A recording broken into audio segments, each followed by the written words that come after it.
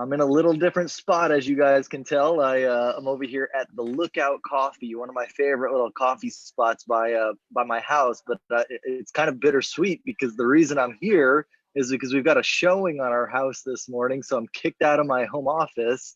But because as you guys might have seen over the weekend, we put our house up for sale. So we're moving a little bit further north, about 15, 20 minutes or so.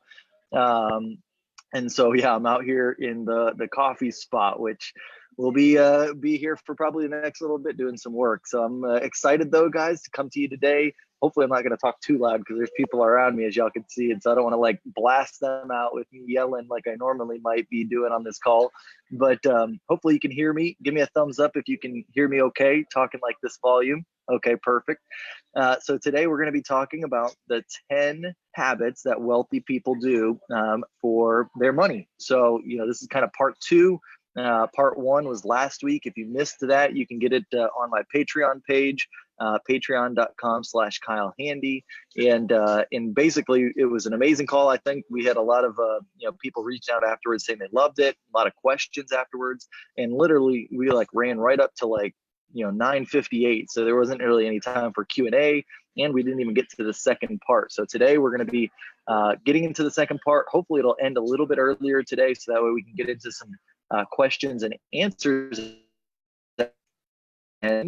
But yeah, but if you're just seeing this for the first time and you're wondering what this is all about, typically this is a real estate sales call, and we talk all about how to improve your sales. But these last 2 weeks we're going into kind of what to do once you've been selling homes and you've got commissions, and how do you put that money to work in the right way. So I've been a real estate agent for 11 years, and I really, for the first I'd say 7, 8, 9 years of that, I really hadn't put too much mind and thought into my commissions. They just got spent along the way, and I didn't have a whole lot to show for it, after it was all said and done.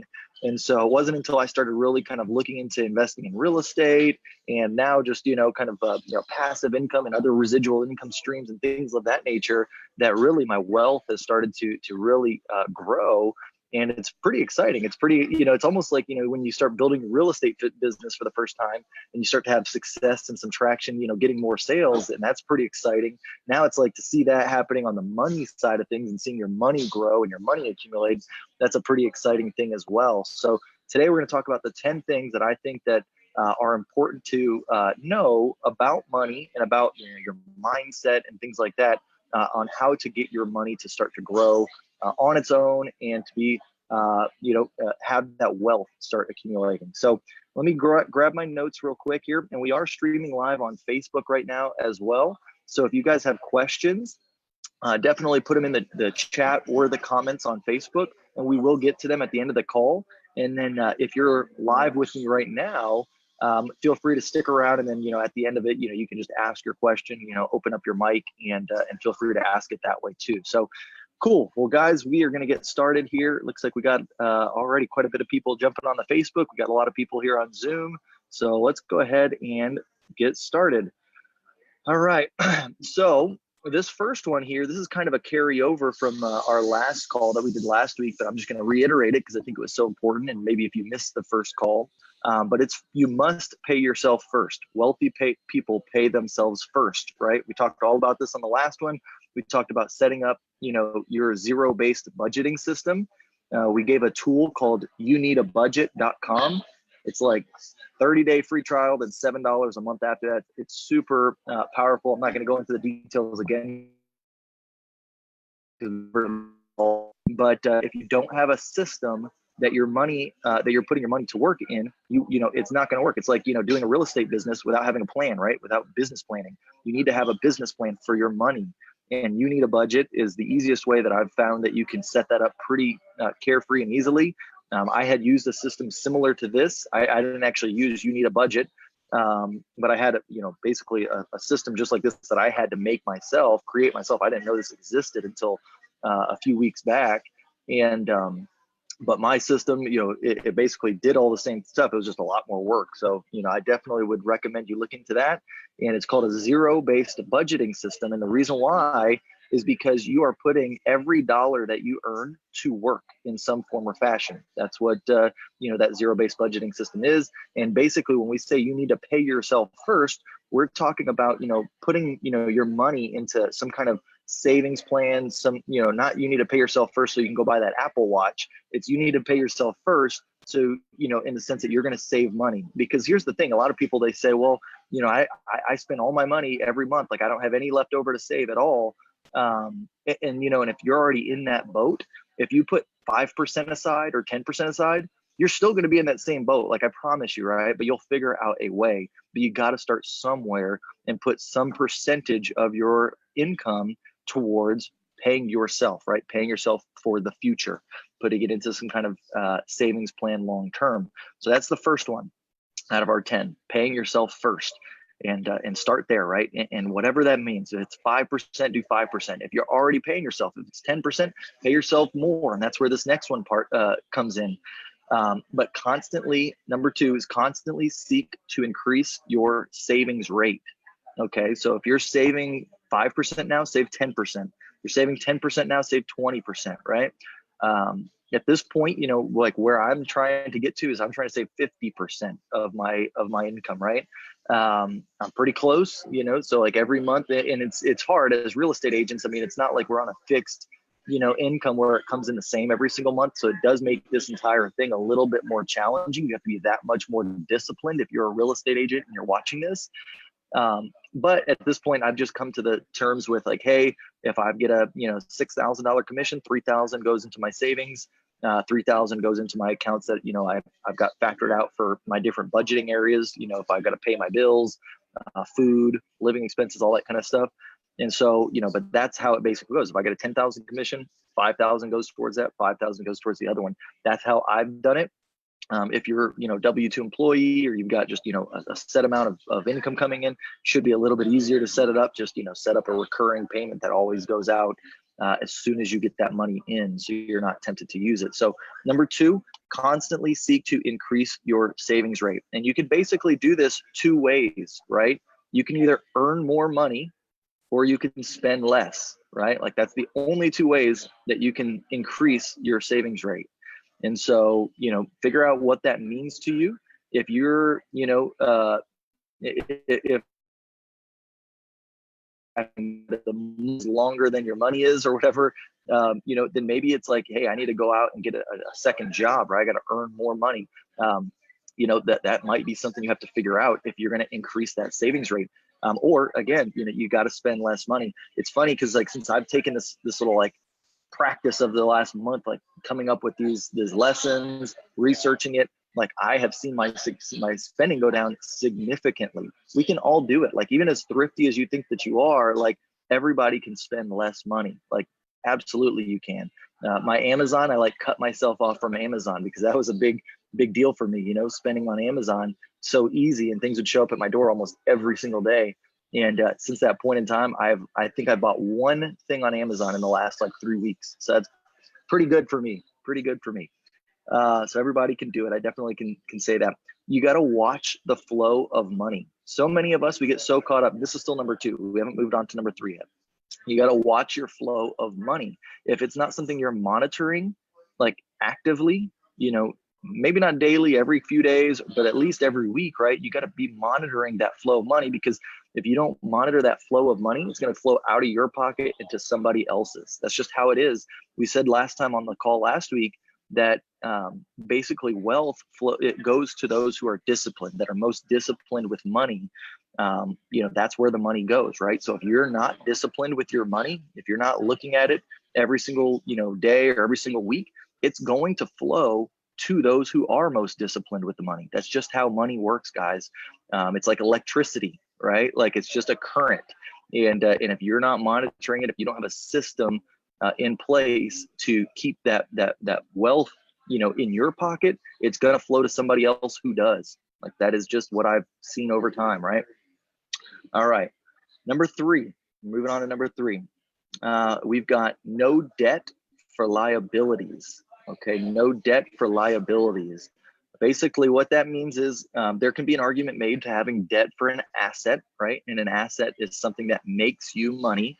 A liability is something that loses value over time and you lose money on, right? So like if you're going and buying a rental, property or something, definitely an argument can be said for why it would be important. You could go get a mortgage and leverage debt to get that asset. I don't think that there's anybody that would look down upon that, but certainly you would have to say that taking out debt for things like a car, for things like an Apple Watch, on a credit card, all that stuff, you gotta get to zero on. I mean, like I would say you gotta limit it, but I mean ultimately you don't want to be taking out debt for things that don't make you money. You've got to get your mind wrapped around like, hey, if it's a liability, if I'm not making money on it, I cannot spend it, with debt.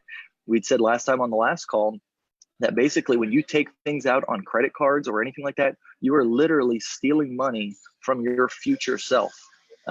Yes, it might feel good to get that thing, whatever it is right now, but you are going to be paying a price for that in the long term, right?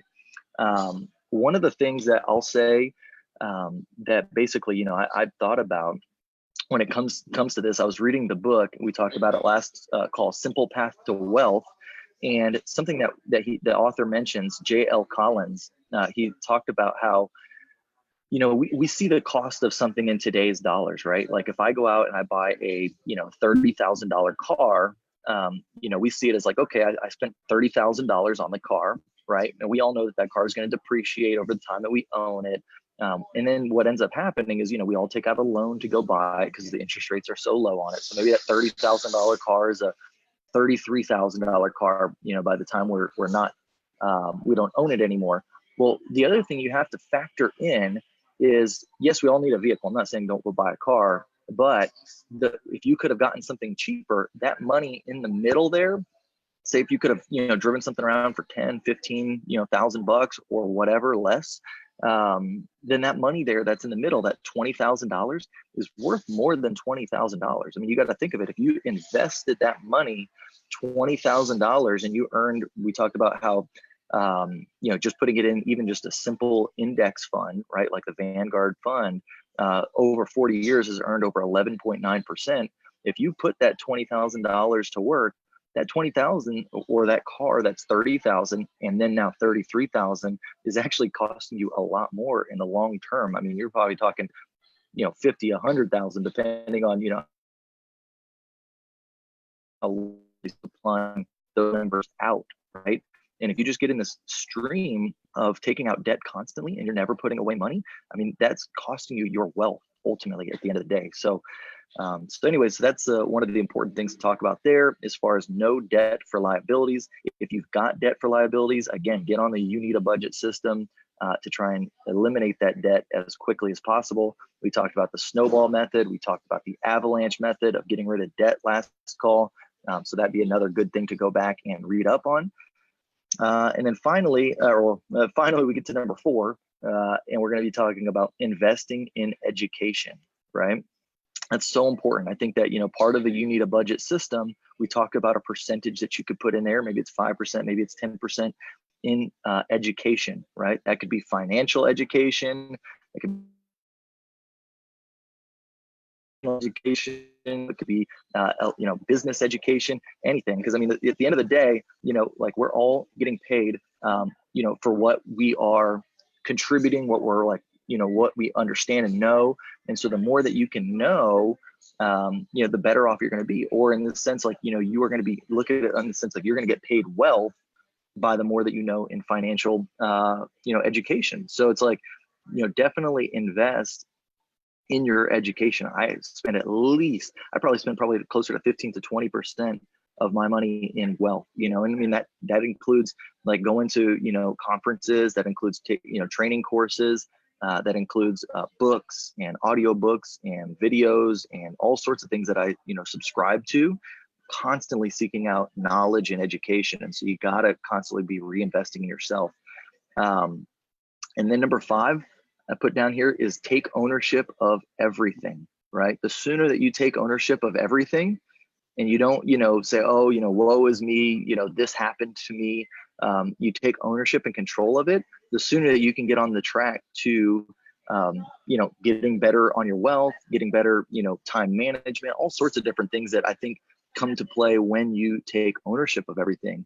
And so, basically, when we talk about taking ownership, a lot of people say, well, my boss, is this, or like, I can't do it. Well, at the end of the day, like, you picked that job, right? Like, take ownership of it. Or like, if something happens to you, I'm sure you can kind of lead it back to like something you did that got you there. And the sooner you can say, you know what, you're right, I did this myself, and you move on and get past it, and you figure out like what the solution is for it and how you can be a part of that solution versus waiting on somebody else, the better you're going to be. Right? Like, that's with anything, with any, business that you're in, career, your personal stuff, lifestyle, but finances, certainly, right? You got to take ownership, absolutely, of your finances. All right. So number 6, wealthy people actively seek out problems to solve. Okay. So this goes back to investing in education, at least for me, in the sense that, like, I am actively trying to seek out problems that I can solve, because here's the thing, like, we get paid, and this is actually, I don't want to jump ahead of the gun there, but like, when you can solve other people's problems, you sever the dollar per hour kind of solution. So like, if you're working a job and you're just getting paid hourly, or anything like that, like, when you start to solve people's problems, right, you can move up to be a consultant, you can, start running your own business, like, all sorts of things happen when you start to actually seek out problems of other people, and of yourself, and you try to solve those problems, right? If you just sit back and, like, Netflix binge, and you do all this stuff to kind of like pass the time, because you're not working your job, right? Like, then, that's hard to start to build wealth. You're always going to be kind of stuck in that dollar per hour, area. So, you got to kind of have that mindset to actively seek out problems versus avoiding them, right? And so, yep, you want to solve your challenges. I put a note here. So solve your challenges and then solve other people's challenges. I think that's kind of a hierarchy. And if you look at most wealthy people, right, like, they've obviously, trying to get their stuff under control. And once they kind of get their stuff under control, they can go out there and start, helping other people. And so maybe you're in the boat where right now you just got to get your stuff under control. Well, do that, right? Solve the problem for yourself, and then you can go out and help other people. But that's kind of the 2 quick steps right there of how you can start to really be more valuable and start to, contribute and get more wealth to come your way, is as you can start to solve other people's problems. That'll just naturally happen. So number 7, I've got is seeking out leverage, right? So, when you start to want to build wealth, you're going to want to seek out leverage there's kind of 2 ways that I look at it. Leveraging, people, right? Like, other people, and bringing them into your business, utilizing, y'all's shared minds, utilizing your shared time, whatever that means, right? But you want to leverage other people, and you need to start also leveraging your money. Okay, so that's where we can put our money to work. And so, wealthy people seek out leverage all over the place, because we're only one person, right? Like, when I started, bringing on, a virtual assistant, I have, showing assistants, I've got a transaction manager for my real estate business. So even though I'm only one person, and I can maybe say I work 40 hours a week, I've got probably about 100 hours a week that are contributing into my business right now, just my small team, because of the hours that my transaction manager puts in, the hours that my showing assistant puts in, and all sorts of things. So like, you can get more hours per week without having to do it yourself. That's kind of step 2. So if obviously, if you're in step 1 where it's like, hey, you've got more time than money, then you need to work hard, right? Like, that's the only thing you can really do at that point, is work hard and get to that point where you can start leveraging other people, get back some of your time, and start to build your business larger and larger. And then same thing for money, leveraging money. You can look at it like, you're putting money into a wealth account, or something like, leverage could be wealth, getting rental real estate, right? And you literally are leveraging money in the sense that, like, you put 20% down on a property, and you get the full benefit of owning that property as if you had 100%, right? Like, you can put 20% down, get a rental property, and now you can rent that property out and get in from it. That's really like leveraging your money right there, right? you know, you don't have to put 100% down to get the rent from it. You're putting 20% in, you're getting 100% of the benefit of that property right away. Okay. So those are the ways you need to think about leverage. Number 8, and this is, we got into this a little early. I was trying not to talk about it too much, but wealthy people sever the dollar per hour connection, right? So like, again, you've got to get in them out of the mindset of like just working, dollars for hours. If you look at it, employees, they've got the worst tax breaks out there. Business owners have all of the best tax breaks. I learned this a long time ago when I started up my own independent brokerage in 2013. I mean, it's crazy. I was W-2 before that. I was still in real estate from 2008 to 2013. I sold, new homes, and I was still selling homes. I was making a lot of money. I think the height of it, I was probably making, 180 grand or something like that a year. And I saw how much money, when you're making that much, it goes out in your W-2. I mean, I think taxes were, $50,000, $60,000 a year. It was crazy. And then I go into real estate, and I'm a business owner now, making, close to the same or more money, and I'm paying less in taxes than I was when I was W-2. And so, you will start to realize that having your own business can certainly help you on taxes. But when your income is based on, on kind of like that dollar per hour, you're at a ceiling, right? Like there's a max that somebody's going to be willing to pay you. If you're working in a call center and you're making, $15 an hour, like you can quit and go work at another call center, but maybe you're going to make $18 an hour, right? Like, but when you tie in your value to helping other people and solving other people's problems, the ceiling is endless. Like you can, the sky is the limit at that point. And so you've got to kind of start thinking of like, how do I help other people? And even, I'm not saying go out there and quit your job, but like, think of it on the side. Like literally, I still sell, I almost look at it like selling real estate as my job, right? It's kind of like, it's not an hourly job, but at the end of the day, it kind of is like, I might, make more money per hour if I can, sell more homes. But at the end of the day, what I'm creating here with creating content and stuff like that, which is something anybody can do as kind of a side gig and putting content out there. This is stuff it's scaling, right? Like every week I put something out like this, it's starting to build and grow. I start seeing, different sources of income coming in from it. And so like, build on the side, do something else, get a side hustle that, you can start to accumulate wealth and provide value for other people. In addition to whatever it is that you might be doing already. So anyways, all right. So number 9 here. Oh, you know what? Before I go on, a good book on this, if you haven't read it already, I know a lot of people like book promotions here, is the Cash Flow Quadrant by Robert Kiyosaki. If you haven't read Robert Kiyosaki's book, Cash Flow Quadrant, absolutely you need to read that book. It's a really, really good book that kind of talks all about, business owners, self-employed, employee, all that kind of stuff, having a company. So read that book, Robert Kiyosaki, Cash Flow Quadrant. All right, number 9, and we're doing pretty good here. I'm trying to get us done by about 9:30, so we have time for questions and answers. So, all right, number 9, you got to have clear goals or a clear vision of what your future looks like. A lot of us, like you might have a business plan, for your business, but I'm talking a separate plan for your financial future, right? Like, do you know what your net worth is today? Do you know what you want your net worth to be 5 years from now, 10 years from now? Like, have you spelled that out? Do you have spreadsheets? Do you have something written down that shows it's not just a dream or a goal, right? Like you need to have a plan, just like you do with any type of a business. You need to have a plan for your financial wealth.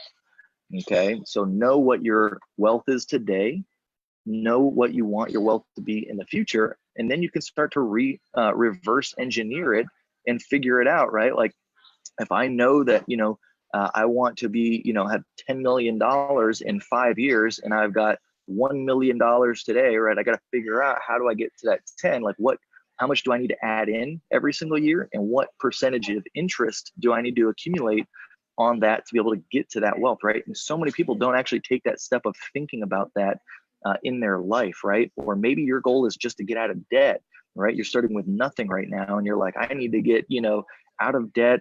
Well, what's that plan look like? Like, is that a 1-year plan? Is that a 3-year plan? What do you need to do that. And once you start to reverse engineer it and set up that plan for yourself, it becomes a lot easier. So again, clear goals, clear vision of what you're bringing to the future. When I think of like a vision, I think of Jeff Bezos, right, from Amazon, right? Like when he was starting up that company, he had a super clear vision. All right. There's a big saying that says, like, if you don't have a vision for yourself, you'll become part of somebody else's vision. Again, so true, right? And it kind of goes back to that part about your money and where it flows to those who are most diligent with it, right? So like, if you don't have a vision for your money, it will go to somebody who does, right? You got to have a vision for your wealth and for your money into the future. So really, really cool. Write them down, have them looking at you every single day, right? I think it's very, very important. And then number 10 here, this one, guys, and we'll go ahead and wrap it up and get to Q&A, is take calculated risks. Okay, wealthy people take calculated risks. They don't bet the farm, right? Like, when you go out there, and you see, cryptocurrency is doing good, and you go out there and you spend like, 20 grand, and that's, 20% of your entire net worth or something on it. And then it goes down to $3,000. Like, that is not a calculated risk, right? Calculated risk might be putting 1% of your net worth into something that you think might work. Okay. Or also a calculated risk might be like with your time or your, like, what you're doing, right? A calculated risk is like, I'm going to quit my job today and, go do this, entrepreneur thing like Kyle's talking about. Like, that's not a calculated risk either. A calculated risk is, hey, I'm going to stop watching Netflix. I'm going to stop going out on the weekends and doing all these crazy things. And I'm going to do a side hustle, or I'm going to put 10 hours a week extra into this side thing to try and, make this thing happen, right? Like, that's a calculated risk. And so, a lot of people, here's the other thing that I talk about, or that I wanted to talk about as far as being an entrepreneur. A lot of people think being an entrepreneur is, risky, right? And it is, right? It's not like a guaranteed W-2 source of income. But at the end of the day, I almost think being a W-2 employee is almost more risky than learning how to be an entrepreneur and be able to be in business for yourself. And the reason why I think that, I actually heard a story the other day of a friend of mine. He's, basically his father had worked for the same company for, I don't know, 25 or 30 years, something like that. And 2 years before his retirement, when he would, receive his, full pension, his full retirement benefits, the company fired him. They laid him off, right? And so, basically he was making the most that he had ever made. He was making, well over 6 figures, but they brought in a college student to replace his job, right? They could pay that college student a lot less, and they wouldn't have to pay out his full, retirement benefits. And they laid him off. They laid off a lot of employees. He wasn't the only one. They laid off, tens of thousands of employees as part of a big cut.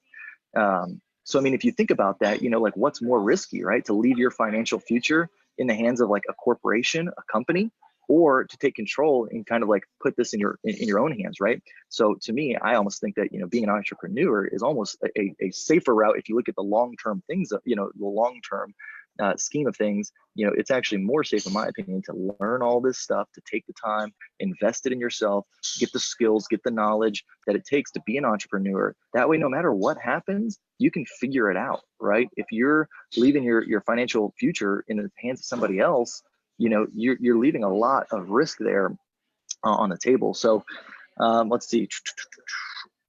Yeah, I think that's it. That's pretty much all my notes here. So that was our 10 things. So we'll go ahead and get into the question and answers. Perfect. 9:30. This was great. What did y'all think about that, guys? Give me some feedback. Let me know, your thoughts here. I've got a couple questions in the chat here. Let's see. Yep. Started cutting back last month. Good job, Norma. Love it. About $300. Perfect. Guys, it's small chunks. It's, the biggest thing you can do right now is just take ownership of it and start to really seek it out and like understand it and know what's your finances look like, right? Like, if you're thinking to myself like, oh man, like I've already tried saving, I don't have any more money, get your finances under control just by like looking at them. That's the first step, right? Like, get them, get a budget going, like start to know where your money is going. That's as valuable as then, starting to save money or spending less, so that's a big part of the equation. So good job, Norma. What do we else we got here? Curtis, what did I miss there, man? Did you take some good notes for me? All right. Let's see. I'm reading this Facebook here. You have tax advantage owning your business by showing higher expenses, but be careful, it hurts for loans. Absolutely, Adam. Hey, man, I know all about that. We are buying a house right now, and luckily, I mean, I know enough to know that I didn't want to write everything off because this would probably be coming into play. But yeah, so we are qualifying by the skin of our teeth, so to speak, but it works out. But yeah, you're absolutely right, guys. I mean, you write off everything, it will hurt you if you're ever going to go get a loan.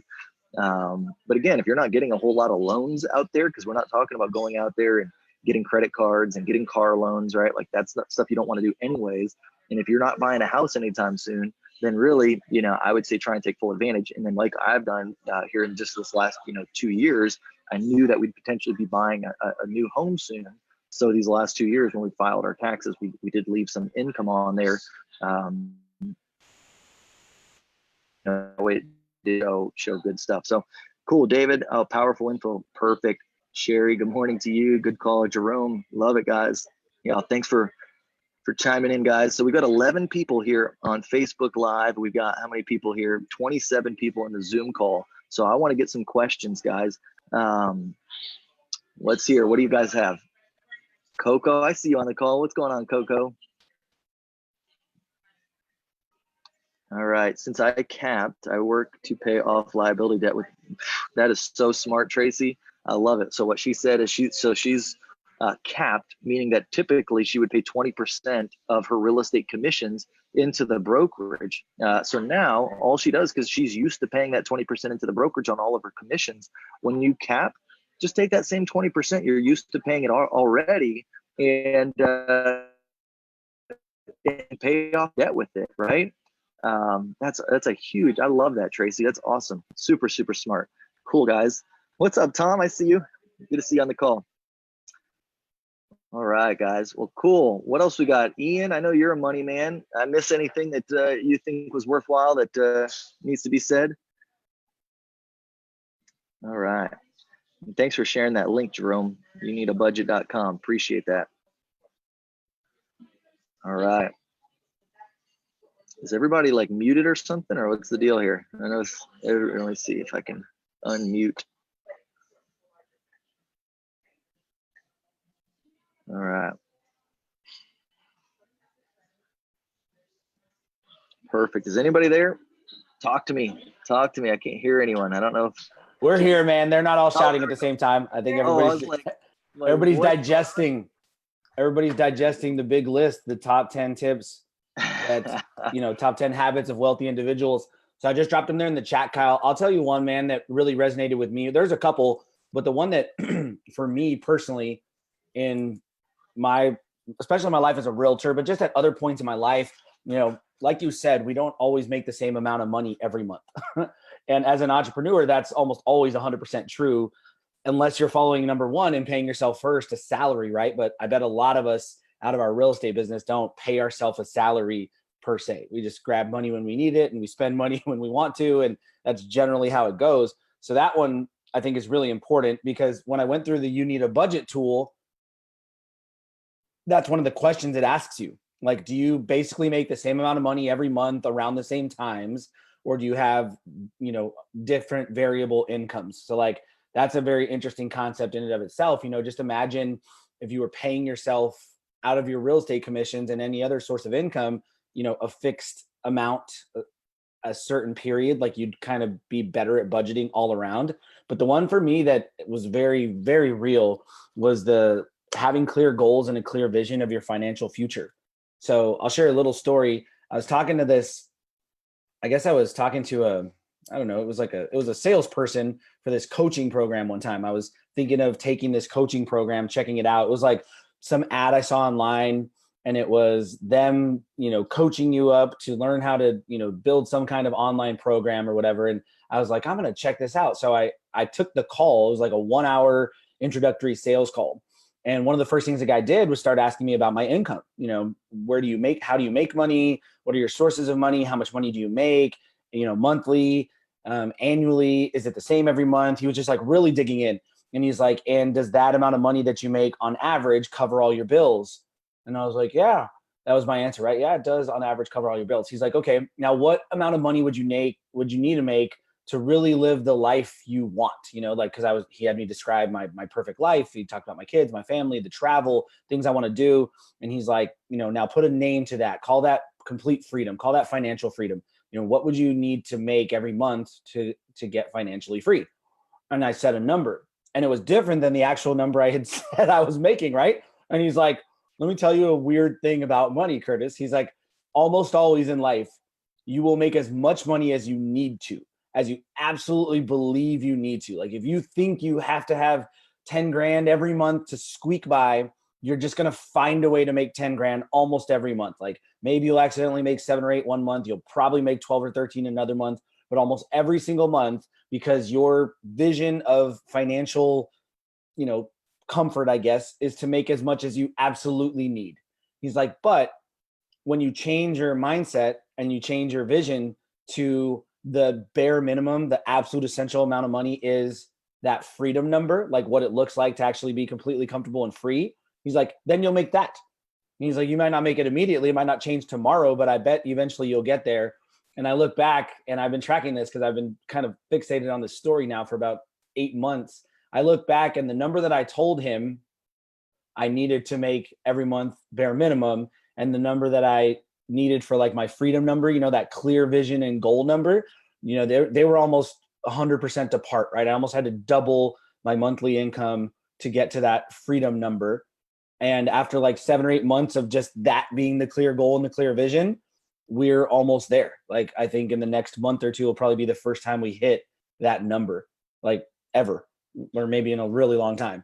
And so I don't know, I just thought that really stuck with me, because a lot of us, if you're doing some of these other things, but you still don't have a clear goal, a clear vision of where you want to go and when you want to be there by and all that stuff, you'll probably just keep going at the pace you're going at. Yep. Absolutely. No, that's awesome. And then the other thing too, you know, that I heard you kind of talk about, we don't really say that, talk about it on this call, is you made a commitment, right? Like you were committed. There's something different. Like all of you guys watching this call right now, you might be interested, right? Like you might be interested in saving more money. You might be interested in building wealth for yourself, but are you really committed to it, right? Like, and when you're committed to it, you do things that you're not doing right now. It's not like, well, it'll be nice if, you know, if I paid off all my debt. It would be nice if I started to make more money. Like that's being interested in it. But when you're committed, it's like, I'm going to do everything possible. Like I'm not going to stop until I've done this, right? Like that's the difference between being interested in something and being committed. And when you had that realization, Curtis, I mean, I think you took the approach of, instead of being interested, you became committed, right? Like you wrote it down, like you started to understand it. You started to like put things in place to make sure that, you know, whatever that gap was, you were going to then bridge that gap. And so, yeah, that's huge. I love it. I love it. One of the things that I want to talk about too, when we talk about, you know, that picture of financial freedom and maybe starting to help you kind of plan for your wealth. This was from the book, The Simple Path to Wealth also, is they talk about, so, you know, they mentioned the Trinity study, which we talked about last week, and how basically what the Trinity study says is that you can pull 4% out of your retirement account, you know, each year once you're in retirement without really having to worry about necessarily like outlasting your money, so to speak, right? Because if it's in an account at that point, it's probably going to be a more conservative account than, you know, investing it just in stocks like what we talked about here. So maybe it's not making 11.9% like what they had talked about if you just put it in the Vanguard index fund, but maybe you got it in bonds. Plus you got to account for inflation, right? 2-3% for inflation.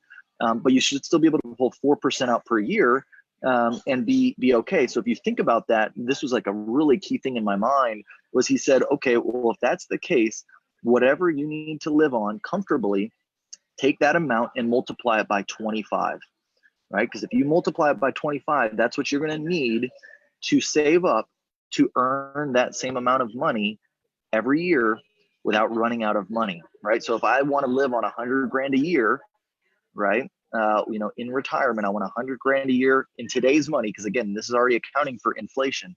So if I want 100 grand in today's money, I've got to multiply that by 25. You know, so that's $2.5 million that I would need today, right? So like maybe that's gonna be different 30 years from now, right? Like you're gonna have to save up more than that.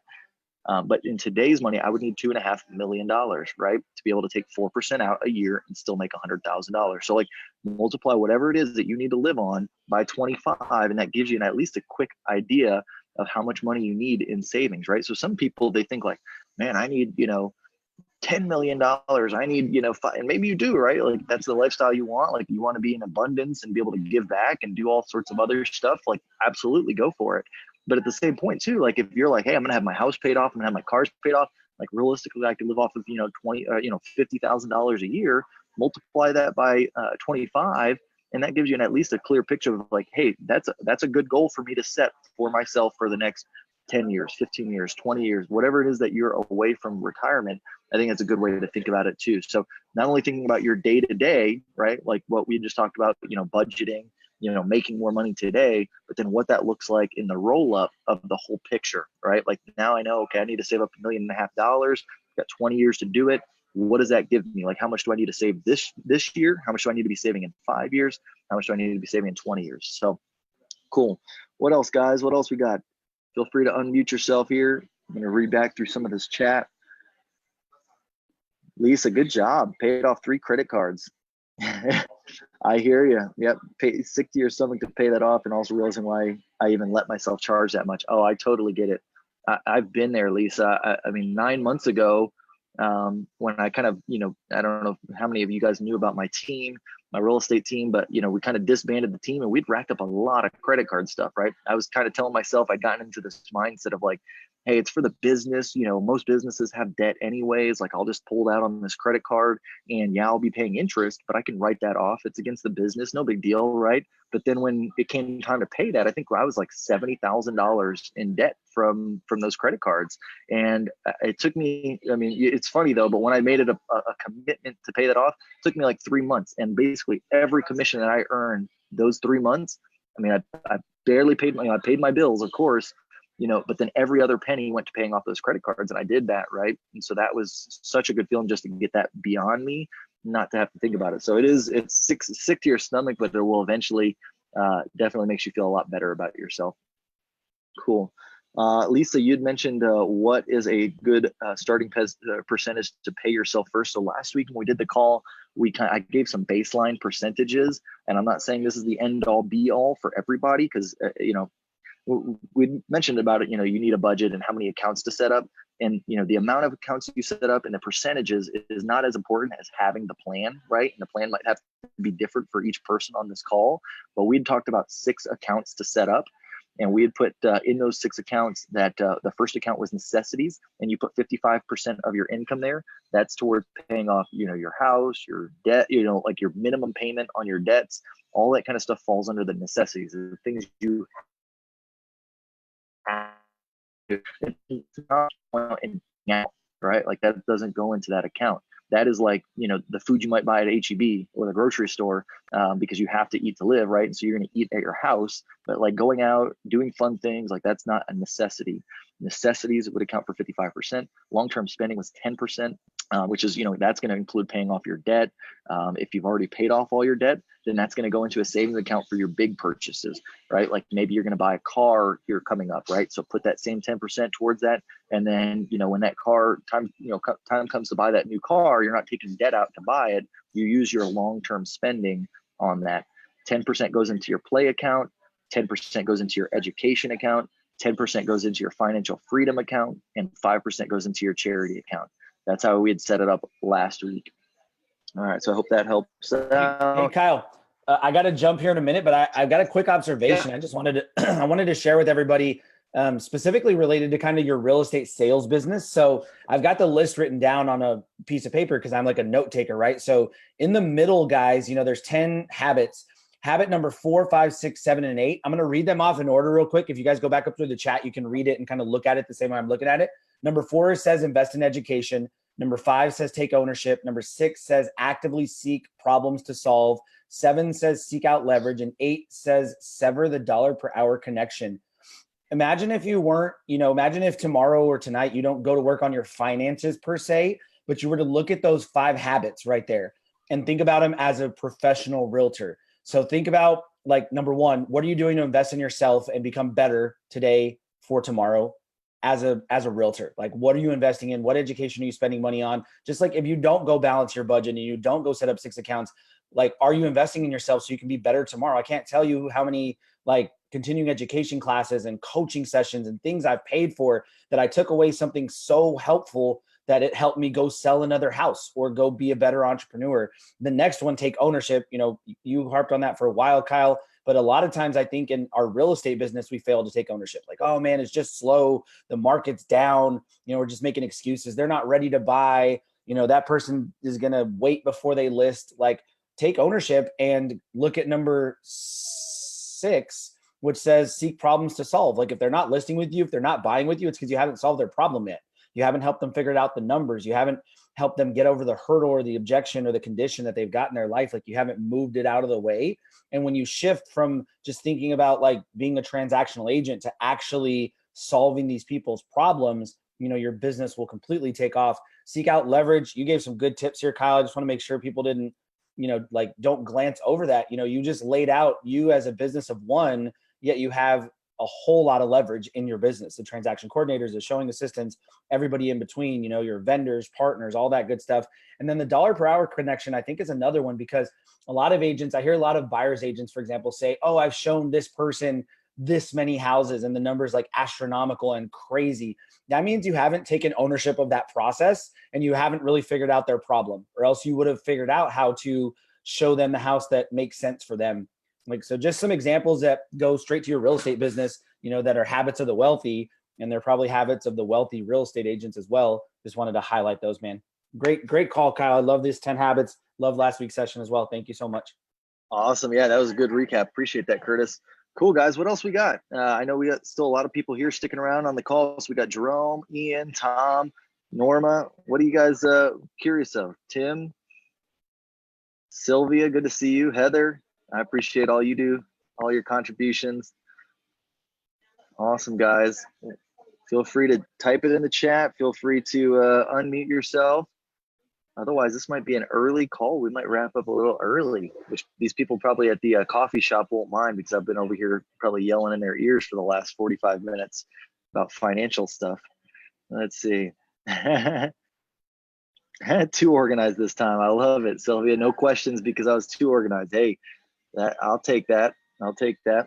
So I don't have any questions, but I just want to reiterate what we talked about last week. And we so before this call and the people, there are some inconsistencies with certain books and certain philosophies. And last week came up I'm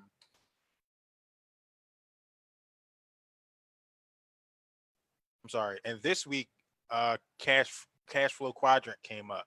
So I just want to point out the consistencies about those books. And you know, the most successful people, there's a constant library of certain books that come up. And with finances, again, Richest Man in Babylon, Cash Flow Quadrant, and there are some others that I'm thinking of that I can't think of specifically, but I just wanted to point that out.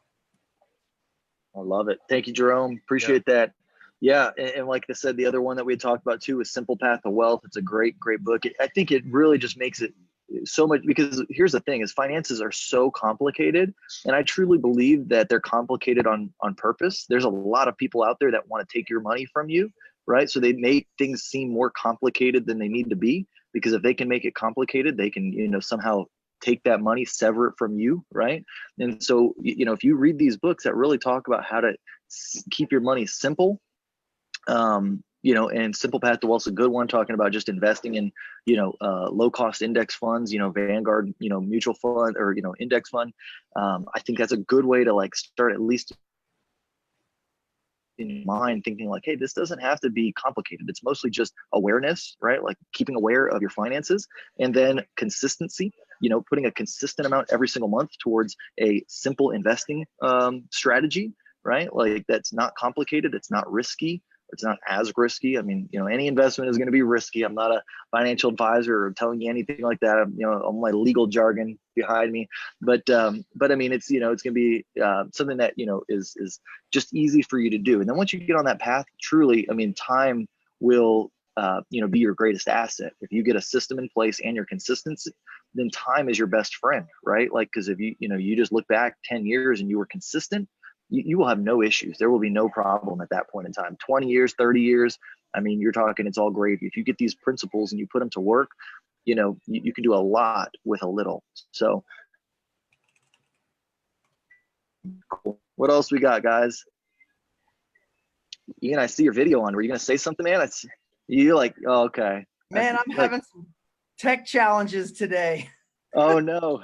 Oh no. All good, yeah, man. so I'm on my laptop. I got my iMac. Like everything is like not working at all. So oh, no worries. No worries. Tom, you guys got it all covered, man. So appreciate it, Ian. Tom, what did you think? I see you're driving. So if you're good stuff, man. I think that's making money and selling houses is one thing, right? But it's at the end of the day what we keep, and I think you guys you nailed it today. So pay yourself first. That's the first one out of the 10 that I like the most.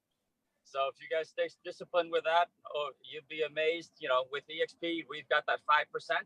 I can't imagine any real estate agent who doesn't pay themselves at least 5% first at a 20% discount. How good is that, right? That's amazing. And it totally surprises me, Kyle and Curtis, that when I ask Glenn Sanford and I ask our CFOs what percentage of agents take care of that, and they don't. We don't have 100%. So if you're on this call right now and you're not paying yourself first, you got to start thinking twice about doing that. Number one, and is 5% even enough, right? To take an extra 5% and pay yourself first. And then what else? The other thing is the stock. We didn't get into talking about buying the stock at 20% discount, but our agents are the ones that's selling the stock the most. Did you know that? I did. Did you talk about that on this call?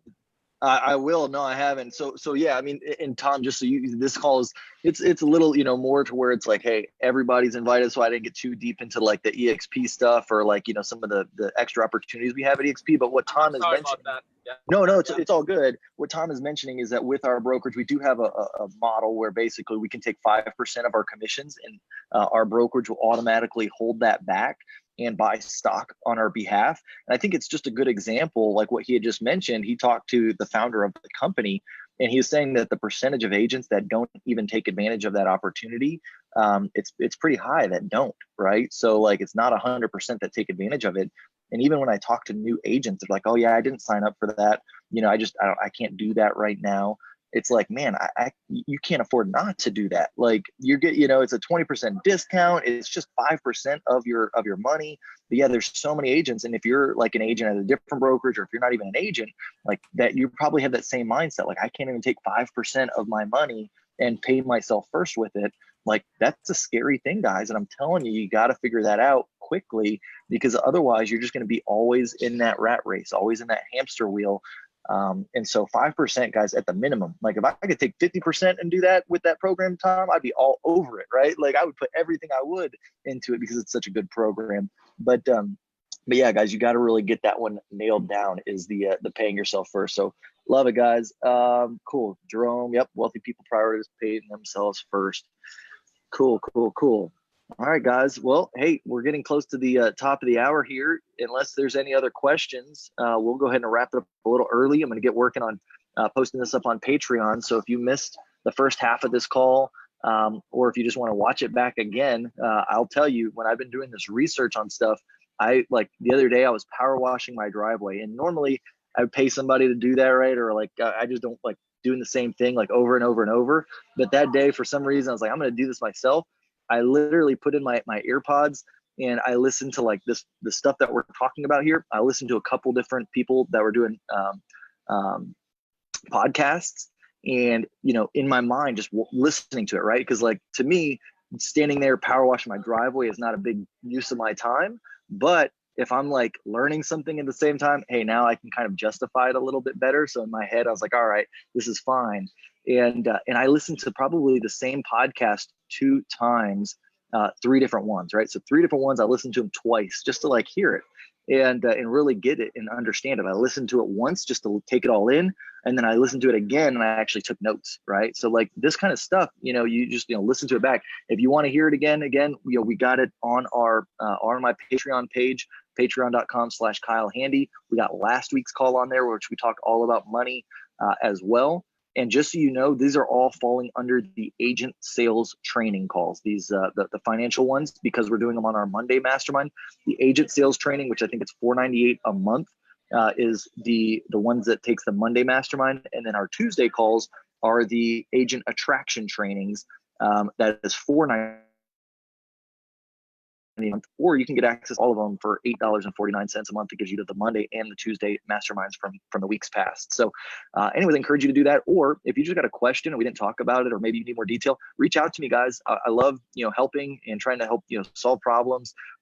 So, reach out to me on social media. You can email me, kyle@thehandyteam.com. And I'd be happy to, kind of hear what you're working with, what questions you got. And then any success stories. Like I saw somebody earlier said they did sign up for You Need a Budget last week after the call Sylvia did. And she said she was shocked by what she was spending on a variety of little things. I love to hear stuff that, people are taking action. And I love to hear people that are, learning things, or, if something that I recommended wasn't good, share that with me too. Because again, the intentions for this call is to, help us all grow